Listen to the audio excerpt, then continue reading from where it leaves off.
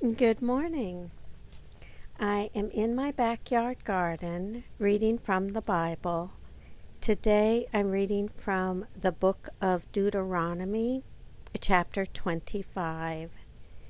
In chapter 25, it begins by talking about miscellaneous laws, kind of finishing up what chapter 24 concluded with. And then it goes on to talk about Levirate marriage, and it finishes up by talking about various commands. But before I get started, I do want to talk just a little bit about what you see in the video today. Today I'm showing you a ground cover that has little white flowers on it. This one is called frog fruit. And it seems to be doing really well. We covered one little area of a mulched bed, and so it started out as a tiny little plant, and it's now covering, I suppose maybe a 3 by 4 foot section, and now with fall it has these tiny white flowers. So it's doing well. It's called frog fruit. Okay, enough about the garden. Back to Bible reading. Today I'm reading from the book of Deuteronomy, chapter 25. The reading begins. Suppose two persons have a dispute and enter into litigation, and the judges decide between them, declaring one to be in the right and the other to be in the wrong.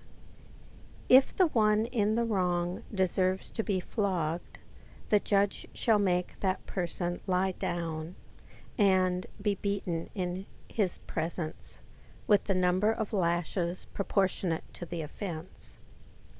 40 lashes may be given, but not more. If more lashes than these are given, your neighbor will be degraded in your sight. You shall not muzzle an ox while it is treading out the grain. When brothers reside together and one of them dies and has no son, the wife of the deceased shall not be married outside the family to a stranger. Her husband's brother shall go in to her, taking her in marriage, and performing the duty of a husband's brother to her. And the firstborn, who she bears, shall succeed to the name of the deceased brother, so that his name may not be blotted out of Israel. But if the man has no desire to marry his brother's widow, then his brother's widow shall go up to the elders at the gate and say, My husband's brother refuses to perpetuate his brother's name in Israel. He will not perform the duty of a husband's brother to me. Then the elders of his town shall summon him and speak to him. If he persists, saying, I have no desire to marry her, then his brother's wife shall go up to him in the presence of the elders, put his sandal off his foot, spit in his face, and declare, This is what is done to the man who does not build up his brother's house. Throughout Israel, his family shall be known as the house of him whose sandal was pulled off. If men get into a fight with one another, and the wife of one intervenes to rescue her husband from the grip of his opponent by reaching out and seizing his genitals, you shall cut off her hand. Show no pity. You shall not have in your bag 2 kinds of weights, large and small. You shall not have in your house 2 kinds of measures, large and small.